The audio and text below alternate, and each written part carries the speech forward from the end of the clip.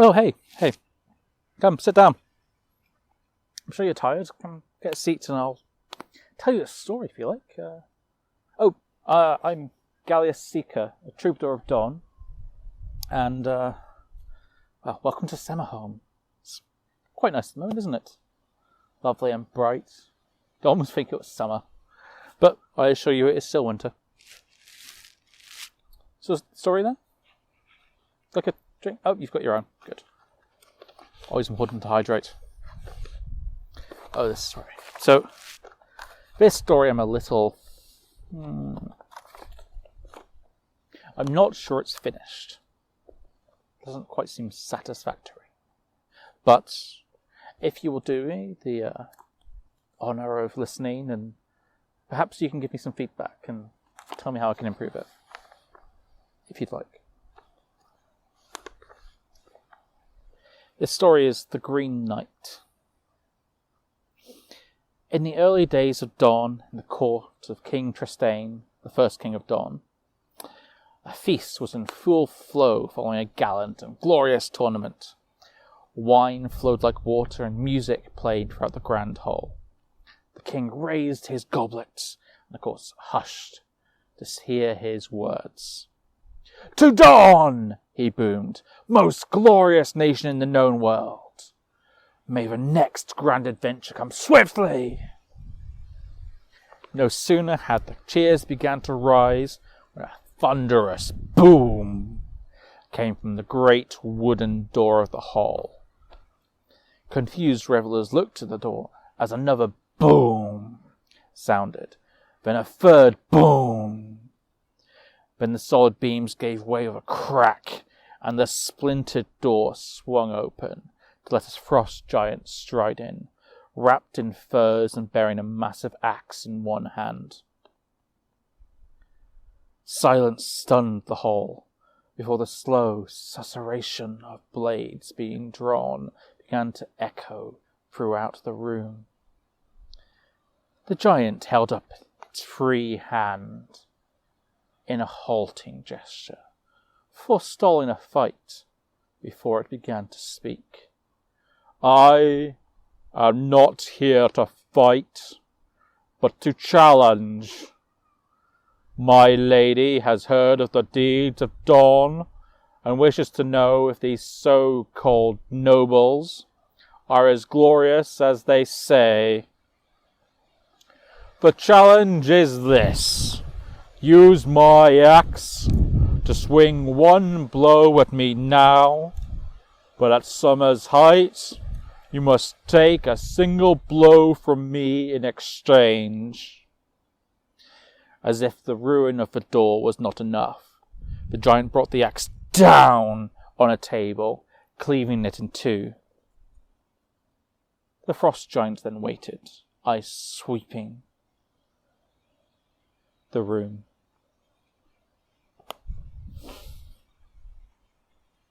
One knight spoke up. "It is simple enough. You must merely strike hard enough with this one blow that the giant cannot strike its own." And yet, no one stepped forward. For while they had courage, they also feared what might happen if they missed the killing blow on the giant.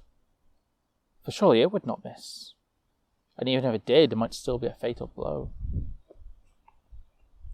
But not all were so worried.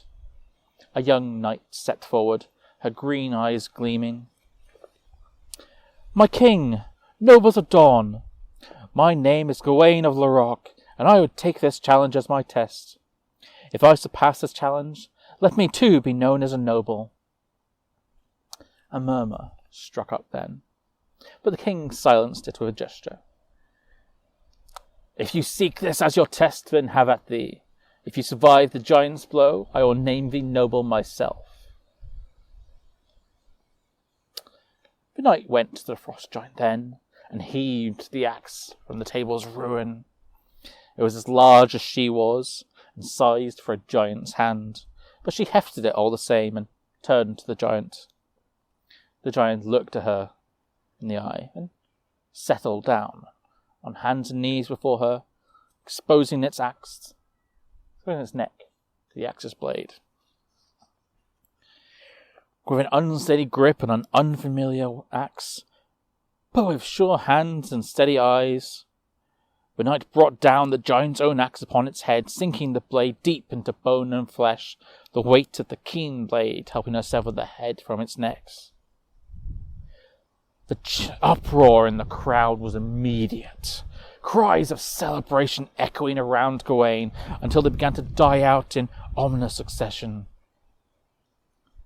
The hands of the giant reached out, picked up its head, placing it back upon its neck with a scurrying motion.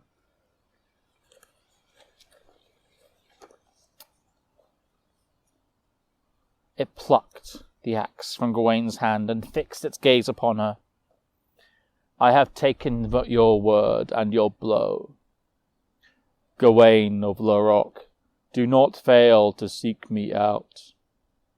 You will find me at the long road." The challenge became the talk of dawn. Many a troubadour sought out Gawain to see if she sought a companion to record her tale. But as the seasons turned, the offers turned from recording her victory into recording her head parting from her body. When summer's heat began to rise, Gawain girded herself in errant armour and went to seek the long road, wherever that might be. There was nowhere in Dawn known as the Long Road. Any of the troubadours who visited her would have told her if there was. So where to find it? Was it in a neighbouring nation?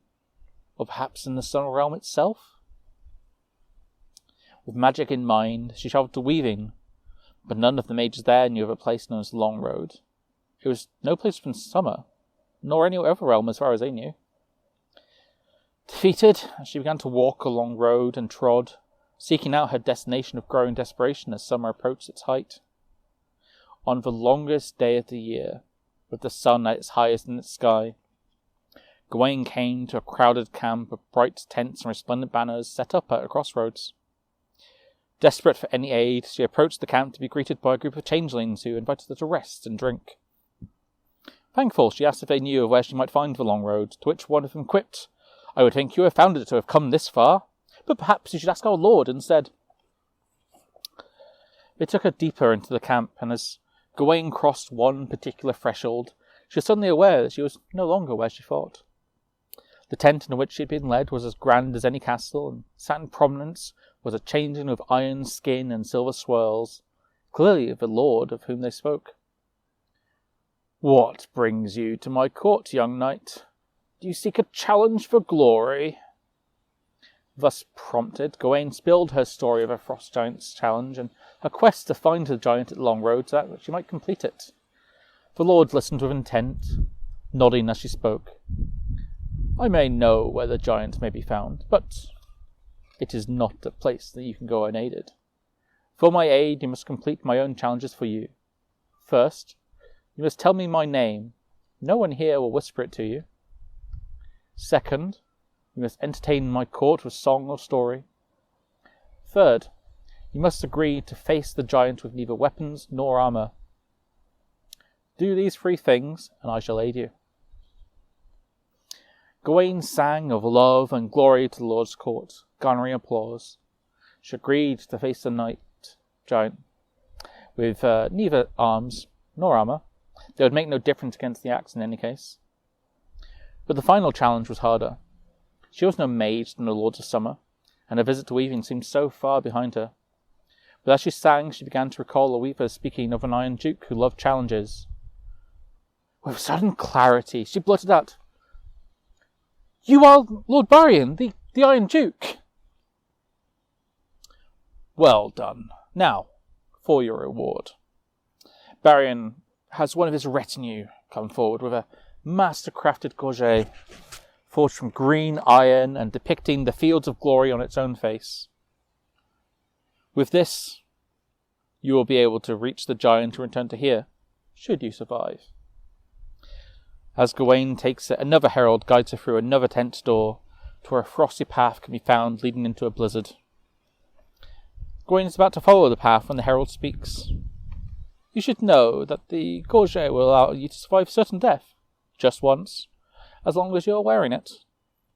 My lord forgets that not everyone is as perceptive as he is. Before Gawain can ask any more, the herald leaves her alone on the path. It is cold, and bitter winds blow, and Gawain's fingers grow numb from the walk. But the green gorget lends her warmth and allows her to keep going. Eventually, the path becomes a clearing, and the winds clear, revealing the frost giant with the massive axe. Steeling herself, Gawain announces herself, "As promised, I have come to find you." She takes off her plate and chain, and leaves her sword and shield with it. But she hesitates over Barion's gorget. It is hardly armour, and it would keep her alive. She decides to keep it on, and stands before the giant with only the gorget's protection. It doesn't even cover her neck. Can't count as armour. "I am ready." She takes a knee, and bends forward to expose her neck, just as the giant had done for her. The giant raises its axe, and she flinches, causing the giant to laugh. It raises its axe a second time, and again she flinches, but this time it rumbles. "I did not flinch." She steels herself, and as it raises the axe for the third time, she does not flinch as the axe cleaves through her neck. The magic of the gorget fills her, and she surges back upright to find herself in Barion's tent once more. The frost giant is gone, replaced by a woman with the same iron skin and swirls as Barion, bearing the same axe. Gawain asks, "What happened?" Barion's voice answers, "I sought to know Dawn, and sent Castellan to challenge the lords and king. But it was not they who answered, but you. And when you faced my challenge, you failed. You swore to me in front of all my court that you would wear no armour when facing the giant, and yet you wear my gorget clear as day. Had you kept your word, Castellan's blow would have been soft and blunt, and you would have my gifts to prove your glory. Instead, she struck you true, and the gorget shall represent your cowardice instead." Before she can protest, Castellan escorts her back to the road from whence she came. When she looks back, the panoply of tents are gone, only a pile of her weapons and armour remaining where they once stood. The gorget itself is still beautiful green iron, but now, instead of the fields of glory, it merely depicts her cowardice. Gawain returns to the king's court. Gorget is stuck fast around her neck. She cannot take it off. But while some lords grant her cleverness, the story of her cowardice has reached the court before her. What could have been a tale of glory instead has become a warning fable for those who take up grand challenges. She was forevermore known as the Green Knight. When you agree to something, a pact, especially with a being of power, but really any being at all, you should hold true to your word, for oath breakers are the foulest kind of person I know. To break your oath is to break your loyalties, and if you cannot keep a simple oath, what can you keep? What will you learn from Gawain's story? Will it be something of use? Perhaps. Either way, I hope you enjoyed the story. If you have suggestions on how it could be better, let me know. Until next time, I will see you again.